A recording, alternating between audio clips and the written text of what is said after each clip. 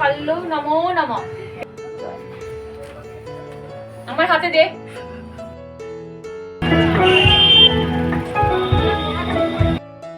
হচ্ছে আমার ছেলের মা।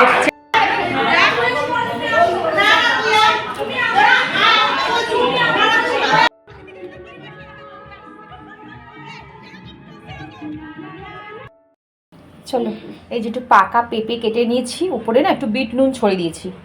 এটাই আজকে ব্রেকফাস্ট করবো। সকালবেলা ড্রাই ফ্রুট খেয়েই নিয়েছি, আর এটাই খেয়ে নিই চলো আগে, তারপরে অন্য কিছু। এখানটা বেশ রোদ এসছে।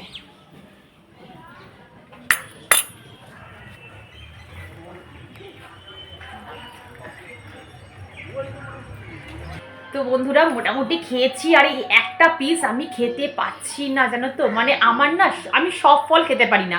মানে কিছু কিছু ফল যেমন পাকা পেঁপে, কাঁঠাল, আতা, পাকা কলা, এই জিনিসগুলো, পাকা আম যেগুলো মজে যায়, যে আমগুলো হয় না, সেই পাকা আম, মানে পাকা জিনিসটা না আমি ঠিকঠাক খেতে পারি না। ইভেন পাকা পেয়ারাও আমি খেতে পারি না। দেখবে পেকে গেলে একটা ফলের একটা অন্যরকম স্মেল বেরোয় না, ওই স্মেলটাই আমি নিতে পারি না। এছাড়া তুমি কাঁচা আমাকে যা জিনিস দেবে আমি কিন্তু সব খেয়ে নেবো। আর বিশেষ করে এই পেঁপেটা না মিষ্টি না, মানে একটা পাঞ্চা টাইপের, একটু মিষ্টি হলে ভালো হতো। তাও তো এর মধ্যে আমি বিট নুনটা অ্যাড করে খেয়েছি বলে তাও খেতে পারছি। আর পাকা পেঁপে খাওয়া আমরা সবাই জানি আমাদের হেলথের পক্ষে ভীষণ ভালো। স্কিন, হেয়ার সব কিছু কিন্তু খুব ভালো রাখে, মানে খুব ভালো। পাকা পেঁপে যদি কেউ খেতে পারে ডেলি, তার কনস্টিপেশন থাকবে না, তার হেলথ ইস্যু থাকবে না, তার স্কিন হেয়ার গ্লো করবে। তো মাঝে মাঝে এই স্কিন হেয়ার ঠিক রাখার জন্য আমাকে পাকা পেঁপে খেতে হয়। ইভেন পাকা পেঁপের প্যাকও কিন্তু ইউজ করা হয়। দাঁড়াও, এই পাকা পেঁপেটা রেখে দিয়েছি, আমি আজকে প্যাক ইউজ করে দেখাবো। হ্যাঁ, যে পাকা পেঁপে দিয়ে যাদের খুব পিগমেন্টেশন থাকে তারা পাকা পেঁপের প্যাকটা কিভাবে ইউজ করবে, আমি একটু কাজবাজগুলো সেরে নিই হাতে, তারপর অবশ্যই তোমাদের সাথে শেয়ার করব। তো চলো, আমার সব ঘরদোর একদম কিন্তু ক্লিন করা হয়ে গেছে, তোমরা দেখতেই বুঝতে পারছো। মেয়ে পড়তে বসে গেছে স্টাডি রুমে, মানে ঠাকুর ঘরে পড়তে বসে গেছে। অফ ক্যামেরা সব পরিষ্কার করা হয়ে গেছে। এবারে স্নান করব আর পুজো করব, কারণ আজকে কোনো রকম রান্নার প্রবলেম নেই, কিছু করতে হবে না। তো ভাবছি দেখি কি করে দিই। আমরা তো সেদ্ধ কিছু খেয়ে নেবো, কালকে আবার শীতল ষষ্ঠী আছে, আবার রাতের বেলা আজকে একটা নিমন্ত্রণ আছে জানো তো, আমার বোনের ছেলের মুখে ভাত আজকে, মানে আমার মাস্তুতো বোনের ছেলের মুখে ভাত। তো সেখানে যাব, তো সেটার একটা প্রিপারেশন আছে, কি পরবো না পরবো। যদিও যাব একটু লেট করে, সবই তোমাদের সাথে শেয়ার করব। তো দেখতে থাকো ব্লগটা, আশা করি খুব খুব ভালো লাগবে। তো চলো, আর দেরি করবো না। ঘড়ির কাঁটা 10টা, মানে বসে থাকলেই ঘড়ির কাঁটা যেন ছুটে ছুটে চলে যায়। তো চলো আগে আমি স্নানটা করে নিই, তারপরে পুজোটা সেরে নিই। চলো। আজকে না বাড়িতে কোনো টিফিন করিনি জানো তো, একেবারে দুপুরের লাঞ্চ মেনুটাকে প্রিপেয়ার করে তারপরে স্নান করে পুজোর ঘরে ঢুকবো। কারণ পুজো করতে আজকে অনেকটা সময় চলে যাবে, প্রায় 1 থেকে 1.5 ঘন্টা আমার ওখানেই চলে যাবে। আর সরস্বতী পুজো মানেই হচ্ছে খিচুড়ি, লাবড়া, চাটনি, ভাজা, এই সব। কিন্তু বিশ্বাস করো বন্ধুরা, আমি আর আমার মেয়ে এই খিচুড়ি জিনিসটা একদম খেতে পারি না। আমার মা আর আমার হাজব্যান্ড ভীষণ খিচুড়ি লাভার, কিন্তু আমরা দুজন একদম, মানে আমরা মা মেয়ে একদম খিচুড়ি খেতে পছন্দ করি না। তার থেকে যদি আমাদের মুখের সামনে কেউ গরম গরম সেদ্ধ ভাত বা গরম গরম ঘি ভাত শুধু ধরে না, ওটাই আমরা অমৃত সমানভাবে খাই। জানি তোমরা অনেকে হাসাহাসি করবে, কিন্তু কি করো বলো, সবাই তো আর সব কিছু পছন্দ করে না। তো ওই জন্য দেখো এখানে ফুলকপি দিয়ে আলু দিয়ে একটু কষা কষা করে তরকারি করব। আর এখানে দেখো মেয়ের জন্য বেদানা ছাড়িয়ে রেখেছি। আর এই দেখো এখানে আমাদের আর একবার চা হয়ে গেছে, সেকেন্ড রাউন্ডের চা হচ্ছে।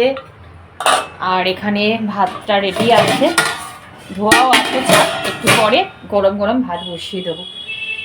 আর এই যে ধোয়া। আজকে সরস্বতী পুজো 23শে জানুয়ারি কিন্তু একটা দিনের মধ্যেই পড়ে গেল, বলতে পারো একটা দিন কিন্তু আমাদের ছুটিটাই মার চলে গেল। আর এই সরস্বতী পুজো মানেই হচ্ছে বাঙালিদের ভ্যালেন্টাইন্স ডে, কি ঠিক বললাম তো? সরস্বতী পুজো ঘিরে কিন্তু প্রত্যেকটা দেখবে বাঙালিদের কিছু না কিছু স্টোরি ইমোশন কিন্তু জড়িয়ে আছে। আমারও কিন্তু রয়েছে প্রচুর গল্প কিন্তু এই সরস্বতী পুজো ঘিরে রয়েছে। যখন এই পুজোটা আসে না, তখন সেই স্কুল কলেজের যে কত কথা, কত মানে কী বলবো, স্মৃতি মনে পড়ে যায়, সেটা বলে বোঝাতে পারবো না।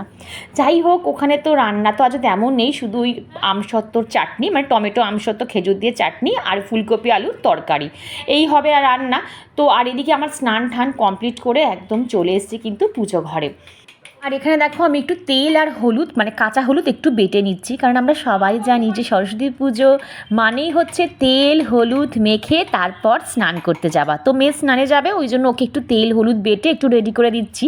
আর আমি এই জানলার সামনে বসে বসে যখন তেল হলুদটা বাটছি না, আর বাচ্চাদের যখন কিচিমিচির আওয়াজ পাচ্ছি, সব এক দল বাচ্চারা হেঁটে যাচ্ছে, আমি শুধু মুখ বাড়িয়ে বাড়িয়ে দেখছি যে তারা কী রকম ড্রেস পরে সেজে গুজে যাচ্ছে। আসলে আমার বাড়ির সামনেই একটা গভর্নমেন্ট স্কুল আছে, তো সেখানে বাচ্চাগুলো যাচ্ছে, কি যে ভালো লাগছে না, সেই আমার ছোটোবেলাকার কথা মনে পড়ে যায় বলো। আমরাও ছোটোবেলায় তো সকালবেলা ঘুম থেকে উঠে তেল হলুদ মেখে স্নান করে হলুদ রঙের একটা কাপড় পরে একদম রেডি সেডি হয়ে বসে থাকতাম অঞ্জলি দেওয়ার জন্য। তো চলো বন্ধুরা, কথা না বাড়িয়ে পুজোটা শুরু করা যাক। প্রথমেই মাকে কিন্তু আমি কাঁচা হলুদ আর তেল ভালো করে বেটে মাকে ভালো করে মায়ের গায়ে কিন্তু মাখিয়ে দিলাম। তারপরে পঞ্চামৃত আগে থেকেই তো আমি রেডি করে রেখেছিলাম, সেই পঞ্চামৃত দিয়ে মাকে স্নান করিয়ে তারপরে সুগন্ধির জল দিয়ে মাকে ভালো করে পরিষ্কার করে নিয়েছিলাম। জানো তো, যারা তোমরা আগের বছর আমার সরস্বতী পুজোর ব্লগ দেখেছো তারা জানো, আমি আগের বছর কিন্তু এই পিতলের মা সরস্বতীকে কি প্রতিষ্ঠা করেছিলাম, তখন আমি ঠাকুরমশাইকে দিয়েই কিন্তু প্রতিষ্ঠা করেছিলাম, মানে পুজো করিয়েছিলাম। তো এই বছরও হাজব্যান্ডকে বলেছিলাম যে ঠাকুরমশাইকে ডাকতে, কিন্তু সরস্বতী পুজোয় সত্যি ঠাকুরমশাই পাওয়া খুব টাফ ব্যাপার। তোমাকে একটা সময় বলবে, আসবে সে অন্য সময়, জানো তো, তখন তোমার এদিকেও দেরি হয়ে যাবে ওদিকেও দেরি হয়ে যাবে। তো আমার হাজব্যান্ড বললো, দেখো তুমি তো ব্রাহ্মণের মেয়ে, তোমার বাবা এত বড় একজন কালীঘাটের সেবাইত, তুমি কেন বাইরে থেকে ব্রাহ্মণ ডেকে পুজো করবে? তুমি তো সব পুজো জানো, তো তুমি ঘরেই তোমার নিজের মনের মতন করে তুমি পুজোটা করো না। তো আমি ভাবলাম সত্যি তো ঠিকই বলেছে। আর দেখবে নিজে হাতে করে পুজো করে যে স্যাটিসফ্যাকশানটা আসে না, এটা তুমি কোথাও পাবে না, তুমি একবার ভালো করে খেয়াল করে দেখবে।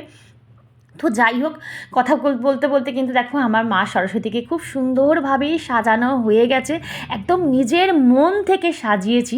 সব কিছু কিন্তু আজকে আমি ভিডিও করিনি, এইবার থেকে ঠিক করেছি আমার পুজোর সব কিছু আমি শেয়ার করব না, যেটুকু পারবো সেটুকু শেয়ার করবো, বাদ বাকিটা কিন্তু আমি অফ ক্যামেরায় করব, একদম একান্তে করব, জানো তো। আর এখানে দেখো আমি সাতখানা কেন 5খানা 9খানা বিজোড় সংখ্যার ঘাস নিতেই পারো, নিয়ে একদম একটা হলুদ কালারের সুতো দিয়ে, যেটাকে কি বলে সুতোটাকে আমার মনে পড়ছে না, এটা দিয়ে কিন্তু মা সরস্বতীর ঘরটাকে আমি ভালো করে বেঁধিয়ে নিলাম, কারণ মা লক্ষ্মীর এই ঘটেই হচ্ছে মাকে প্রতিষ্ঠা করা হবে, মানে প্রাণ প্রতিষ্ঠা করা হবে। আর এই ঘটের জলে তো দেখতেই পাচ্ছ একটা হলুদের টুকরো, 1 টাকার কয়েন, একটা সুপারি, একটা কি বলে যেন ভুলে যাই, বলতে বলতে না ভয়েস ওভার দিতে ভুলে যাই, তোমার হচ্ছে কড়ি, হ্যাঁ কড়ি দিয়েছি। আর সবচেয়ে ভালো লেগেছে আজকে আমার কোন জিনিসটা জানো, কোনটা দেখে আমি সবচেয়ে বেশি খুশি হয়েছি, সেটা হচ্ছে আমের মুকুল সমেত আজকে আমি আমের পল্লবটা পেয়েছি। এটা সরস্বতী পুজোতে কিন্তু লাগেই লাগে, সবসময় কিন্তু পাওয়া যায় না, মানে আগের বছরও আমি পাইনি, কিন্তু এই বছর আমার হাজব্যান্ড পেয়েছে, ওকে বলেছিলাম আগের থেকে, তো পেয়েছে তাই এনেছে। আমার ভীষণ ভালো লেগেছে জানো তো। এক সময় আমরা কি বলতো কন্টিনিউয়াসলি ভয়েস দিয়ে যাচ্ছি তো 10-15 মিনিট ধরে এক নাগারে বকে যাচ্ছি, তো বকতে বকতে একটা দেখবে মানে সাধারণ জিনিস যেটা জানা জিনিস সেটাও না আমাদের ভুলে যাই, মানে কি বলবো সেটা ভুলে যাই। অনেক সময় স্লিপ অফ টাং আমরা অনেক ভুলভাল প্রোনাউন্সিয়েশনও করে ফেলি, এটা আমরা মানছি, যারা ভয়েস ওভার দেয় তারা কিন্তু আমার সাথে সহমত হবে। তো ওই জন্য আমি বলছি, যদি প্লিজ কোনো ভুলভাল কিছু কথা বলে থাকি বা ভুল কোনো কথা বলি, প্লিজ একটু ক্ষমা করে নিও, তোমরা একটু বুঝে শুনে নিও। বিশ্বরূপাস্য বিশালক্ষী বিদ্যাং দেহি নমস্তুতে। আমার হাতে দে।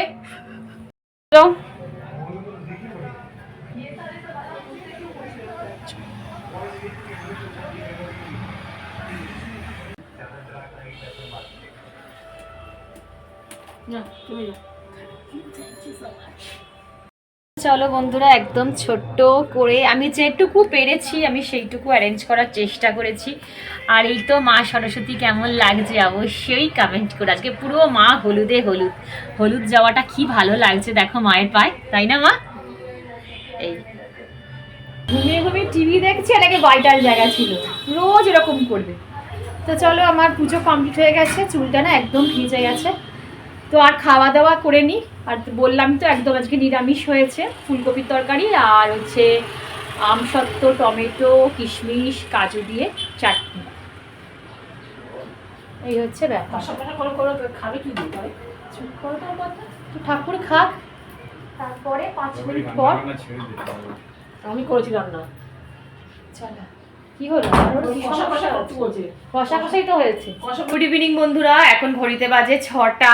আর চলো, একবার সন্ধে দেওয়া হয়ে গেছে, মাই সন্ধেটা দিয়েছে। চলো সন্ধেবেলায় মা সরস্বতীকে কেমন লাগছে একবার তোমাদের ব্যাক ক্যামেরায় দেখাই। কি ভালো লাগছে যে কি বলবো। চলো, জয় মা। আর এই দেখো কি সুন্দর লাগছে, দেখো চল করছে। সিংহাসনটাও তোমাদের একবার দেখিয়ে দিই। এই দেখো সিংহাসনটা, এই লাইটটাকে অন করে দেবো এখন। এই হচ্ছে সিংহাসন।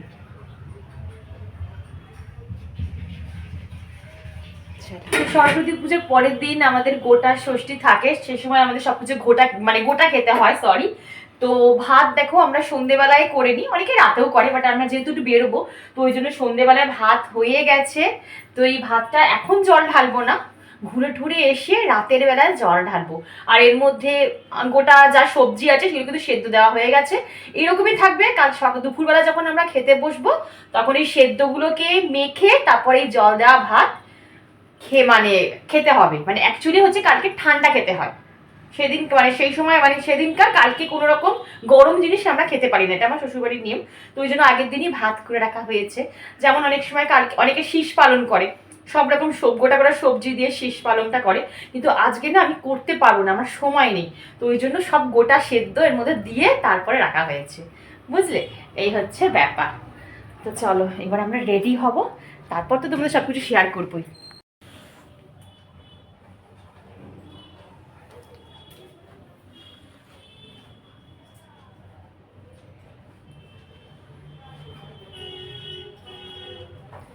আজকে তোমাদের সাথে আমি কোনো মেকআপ ভিডিও শ্যুটই করতে পারিনি, একদম রেডি হয়ে তারপর ক্যামেরাটা অন করেছি, জানো? মানে সকাল থেকে পুরো 3টে অবধি বলতে গেলে এমটি স্টমাকেই ছিলাম, শুধু একটু পাকা পেঁপে খেয়েছিলাম।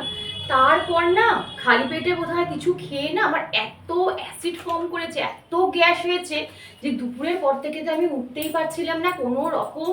7:30টার সময় উঠলাম, উঠে হাজব্যান্ডকে বললাম যে এই ব্যাপার, ও বললো একটু গরম জল খাও, এই খাও, এইটা খাচ্ছি সেটা খাচ্ছি। খাওয়ার পর এখন লিটল বিট একটু ঠিক আছি, মানে ভেবেছিলাম আজকে বোধহয় আমি যেতেই পারবো না, এত গ্যাস অম্বল হচ্ছিল। তারপরে এবার এমন একটা জায়গা না যেটা আমি না গেলেও আমার হবেই না, মানে যেতেই হবে, মানে প্রাণ থাকতে আমাকে যেতেই হবে, এমন এমন জায়গা থাকে না। তো সেই হচ্ছে ব্যাপার, অতি কষ্ট করে যাচ্ছি। মনে হয় না আমি কিছু দাঁতে কাটতে পারবো, এসে শুকনো মুড়ি খেয়ে শোবো, তাও বা আচ্ছা। তো ওই জন্য আর কিচ্ছু শেয়ার করতে পারলাম না। চলো ওইখানে গিয়ে তোমাদের সাথে দেখা হবে, যেটুকু পারবো সেটুকু তোমার সাথে অবশ্যই শেয়ার করব। তো দেখতে থাকো। আর আমার লুকসটা হচ্ছে এইরকম, মানে দেখতে আমার পুরো দেখা যাচ্ছে পুরো টপ টু বটম না, তাহলে এই হাঁটুর তলা পুরো। আচ্ছা দেখো, এইবারে আমি এই শাড়িটা পরেছি, নীল কালারের শাড়িটা পরেছি, চুলটা ছেড়েছি। আর তোমাদের দেখিয়ে দিই, হারটা দেখা যাচ্ছে মা, এই হার পরেছি, এই ইয়াররিংটা পরেছি, দেখো কি সুন্দর দেখতে না? এটা হচ্ছে মহারাষ্ট্রান স্টাইলের যে ইয়াররিংগুলো হয় সেইগুলো। আর এই হাতে দুটো চুল পরেছি, আর শাখাগুলো পুরো চকচক করছে, সকালবেলা যে ঘষেছি না, দেখো একদম তোমাদের দেখাতেই ভুলে গেছি, পুরো চকচক করছে দেখো। আর নেল পালিশ করতে ভুলে গেছি। ব্যাস এই হচ্ছে আমার অল ওভার সাজ। কেমন লেগেছে অবশ্যই কমেন্ট বক্সে জানিও। চলো দেখি মা কোন কালারটা পড়েছো দেখি। কি করবো এগুলো তুই বল, তোর মোবাইলে পাঠাতে ওটা মাখো। এই হাতে দাও, থাক। না না না দেখি দেখি লাইট কালার। হ্যাঁ লাইট কালারই দিচ্ছি বেশি। এইটা দি লাইট কালার। এটা দেখি। আচ্ছা নাও নাও আচ্ছা নাও নাও সরে এসো। হ্যাঁ করো।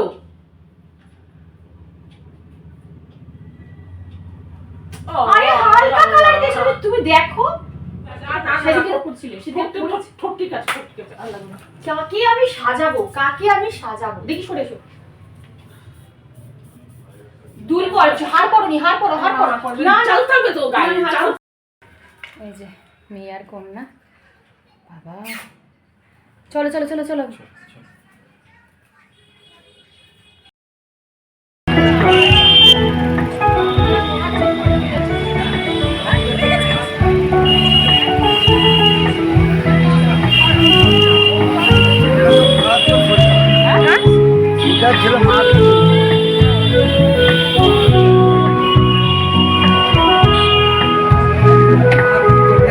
হচ্ছে ছেলের মা ছেলের বাবাকে খুঁজে পাওয়া যাচ্ছে ছেলে বাবা কোথায় গেছে কি করছে মানে ছেলে একদিকে মা একদিকে বাবা একদিকে মা ছেলের দিকে বাবা কোন দিকে আমি নিজেও জানি না কি সুন্দর সাজিয়েছে থ্যাংক ইউ এই আমাকে একটু দিবি আমি একটু ফটো তুলবো হ্যাঁ হ্যাঁ ভাই জামাটা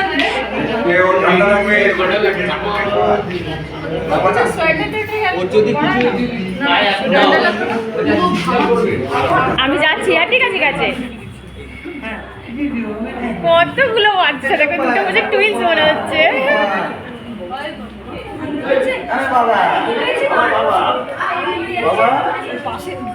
প্রথমে আমি ভেবেছিলাম জানো তো যে আজকে আমি মনে হয় কোনো ক্যামেরা মানে ভিডিও করতেই পারবো না কেন বলো তো দেখে মন শরীর ভালো না থাকলে না কোনো কিছু করতে ইচ্ছা করে না যে ক্যামেরাটা অন করে ভিডিও করব সেটাই ভালো লাগছিল না তারপর যখন এই সুন্দর সুন্দর মুহূর্তগুলো দেখলাম আমার প্রিয় মানুষগুলোকে আমার চোখের সামনে ঘুরে বেড়াতে দেখলাম তখন ভাবছি যে এত সুন্দর মুহূর্তগুলো আমি ছেড়ে দেবো একটুও ভিডিও করব না দেখো আমি আজ না হলে কাল কোনো একদিন আমি তো ভিডিও করা বন্ধ করে দেবো কিন্তু এই সুন্দর মুহূর্তগুলো এই স্মৃতিগুলো এই প্রিয় মানুষগুলো কিন্তু আজীবন আমার এই মোবাইলে ক্যামেরা বন্দি হয়ে থাকবে যখনই আমার ইচ্ছা হবে দেখার তখন কিন্তু আমি এই মোবাইল খুলে ইউটিউব খুলে সঙ্গে সঙ্গে কিন্তু দেখতে পাবো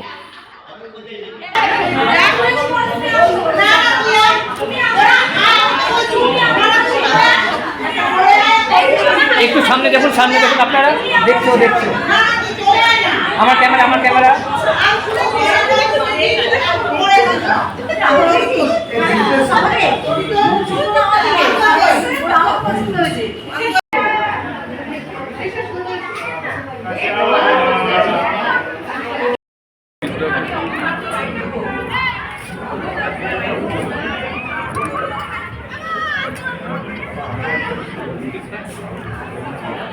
তোমরা আমার প্লেট দেখে বুঝতেই পারছো যে আমি কিন্তু একদম পরিমিত খেয়েছি জানো তো আমি তো বললাম যে আমি নামকে বাঁচতে খেতে বসবো না হলে মাসি বলো বা আমার বোনটা কষ্ট পাবে যে এলো খেলো না ওই যে ওদের মুখ দেখে আমি একটুখানি বসেছি আর সব কিছু নিয়ে নিই জানো তো নিয়ে নষ্ট করবো খুব খারাপ লাগবে তো এই খাওয়া দাওয়ার পর লাস্ট যেটুকু ফটো সেশন বাকি আছে সেইটুকু করে নিলাম আর এদিকে আমার মা আর মামি বসে খুব গল্প করছে সেইটুকু একটু ভিডিও করে নিলাম ক্যাপচার করে নিলাম এইগুলোই তো স্মৃতি হয়ে থাকবে বলো আর এদিকে হাজব্যান্ড আর মেয়ে ক্যাব বুক করছে এবার আমরা রওনা দেবো কি করছিস দেখি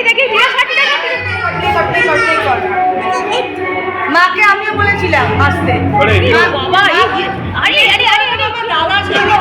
কি করছে দেখি হাই কর ও বাবা খুব টাকা একটু টাকা কিন্তু সবার সামনে মারবো একটা হিরো টাকা এই দেখ বেলুন ফাটছে